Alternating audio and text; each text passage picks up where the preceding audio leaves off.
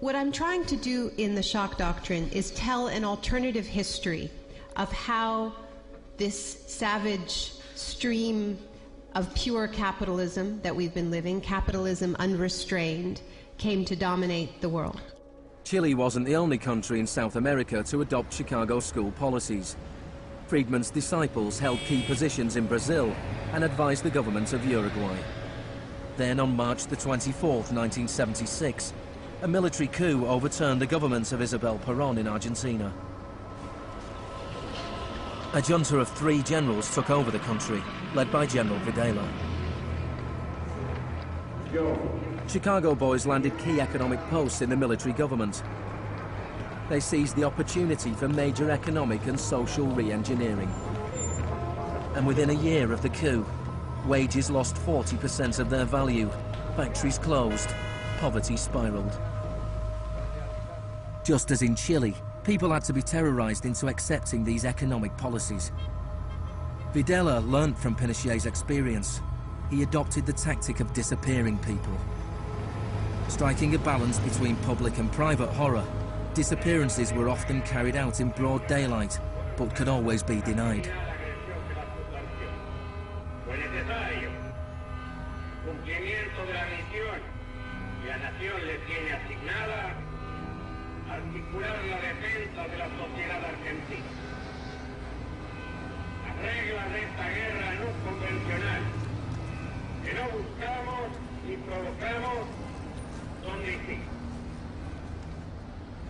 Many of the techniques used by the Chilean and Argentinian military had been learnt in the US-run School of the Americas.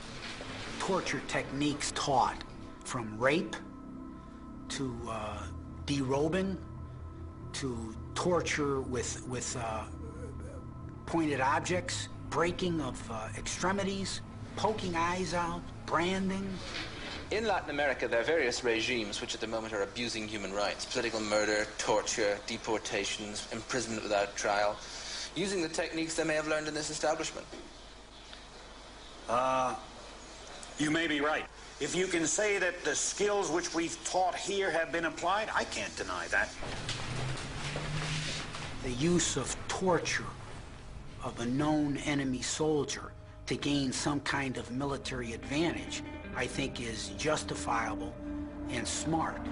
To go beyond that, to use torture techniques merely to intimidate people is completely wrong, unethical and immoral. But in Argentina and Chile, these techniques were not used just on soldiers or terrorists. They were used on students and union members. They were used on anyone who opposed the free market economic policies of the regime.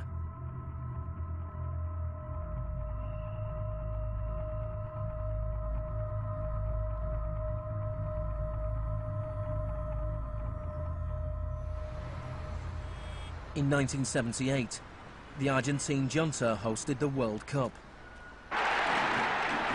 The final was played in the stadium less than a mile away from the biggest detention camp in the country, where thousands of prisoners were held in torture chambers. Decir que con los goles, con el grito de gol, se tapaba la voz de los secuestrados, los gritos de los secuestrados era una realidad. Organización extraordinaria, miles y miles de banderas, miles y miles de gargantas enronquecidas, 25 millones de argentinos que tienen un solo color, el celeste y blanco. El fútbol ha hecho el milagro del país, de este maíz maravilloso que nos siguen atacando aquellos. And Argentina took their terror regime one step further than Chile. Among the disappeared were hundreds of pregnant women, women who were allowed to give birth before being murdered. De todas aquellas mujeres que estaban embarazadas, les permitieron tener a sus hijos para una vez que nacieran sacárselos. Y eso sucedió con 500. Yo soy uno de esos 500. Those children, many of whom were raised by families connected to the military, were a powerful reminder of the junta's project to re-engineer an entire society.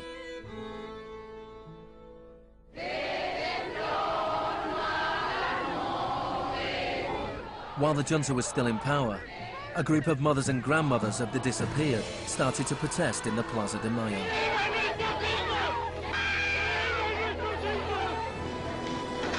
They turned detective, searching for the disappeared children. After the junta collapsed, some were found and reunited with their families. Occasionally they found remains. Mostly they found nothing. General Videla was found guilty of murder, kidnapping and torture.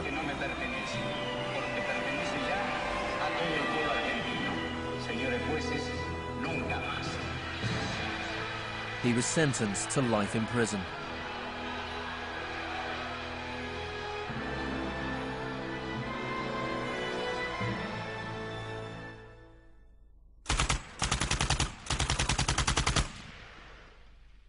Early experiments in Latin America presented Friedman and his cohorts with a serious ideological problem.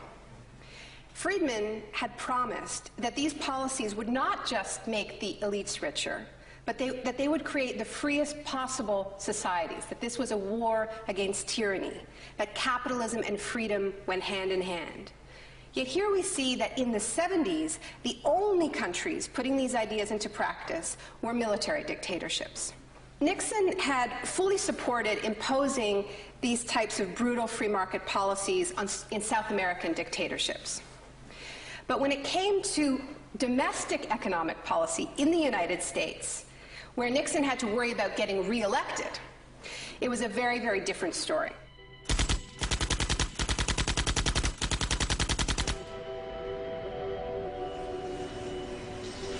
Friedman enjoyed a friendly relationship with Nixon.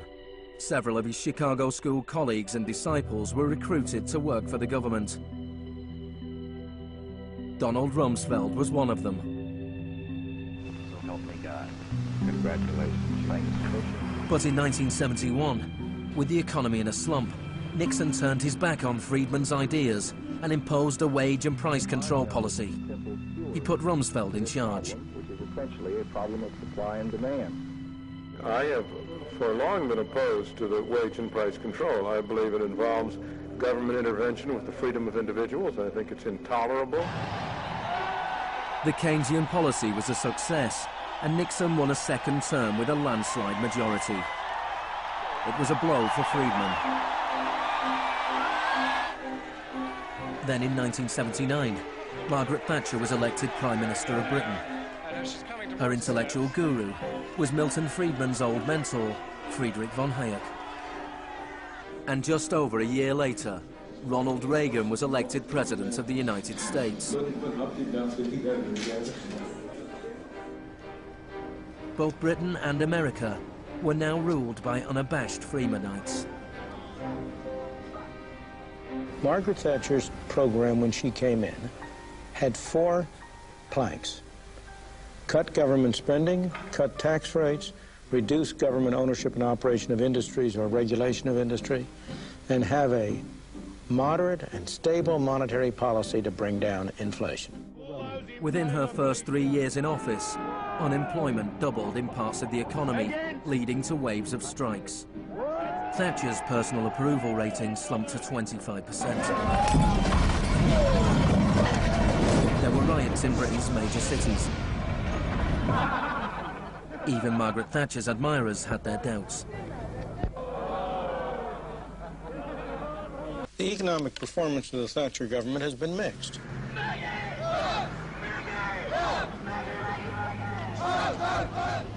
To those waiting with bated breath for that favorite media catchphrase, the U-turn, I have only one thing to say.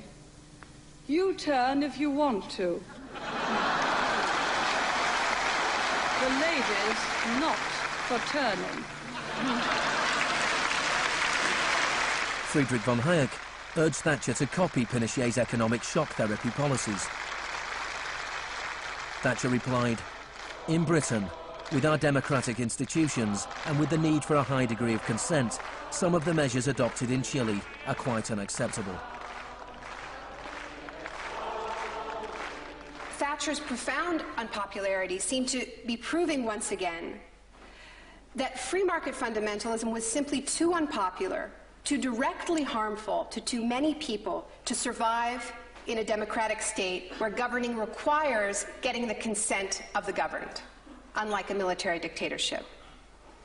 What pulled Thatcher back from the abyss and ultimately saved the project was a crisis. Indeed, it was the ultimate crisis. It was a war. We are here because for the first time for many years, British sovereign territory has been invaded by a foreign power. The government has now decided that a large task force will sail as soon as all preparations are complete.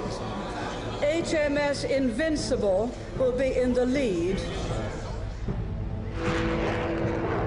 Most people in Britain had never even heard of the Falklands.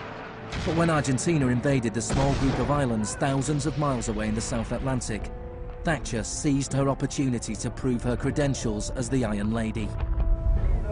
Gentlemen, I've just heard that the white flag is flying over Stanley. The war was over in less than 3 months. As the troops returned to Britain, a wave of patriotic celebrations swept the country. Thatcher won the 1983 elections with a massive majority. She could now push through a form of the economic shock therapy witnessed in Chile.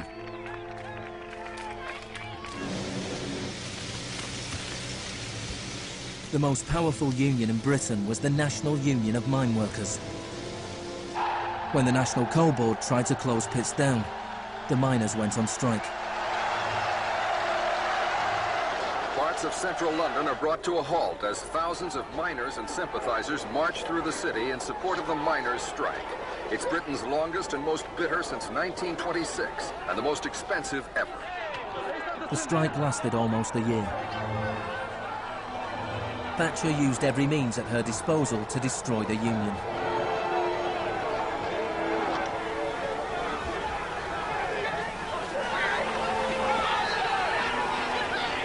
Eventually, the miners were defeated. Thatcher used this victory to bring the Chicago School Revolution to Britain. A series of glossy commercials promoted a massive program of privatizations. Thatcher sold off the steel industry, water, electricity, gas, telephones, airlines, oil. Public housing was sold off. Council services put out a tender. In 1986, financial and banking services were deregulated. It was called the Big Bang. No one here tonight needs reminding that the Big Bang is only a beginning. In Britain, before Thatcher, a CEO earned 10 times as much as the average worker. By 2007, they earned more than 100 times as much.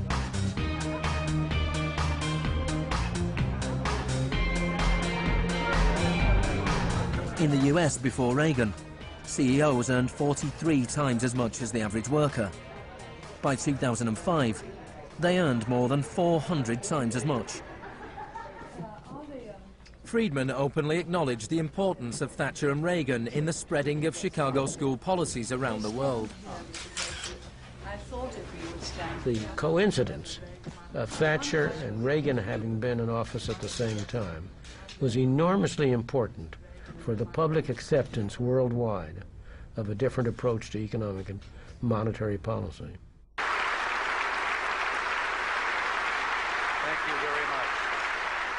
What I'm describing now is a plan and a hope for the long term. The march of freedom and democracy, which will leave Marxism, Leninism on the ash heap of history as it has left other tyrannies which stifle the freedom and muzzle the self-expression of the people.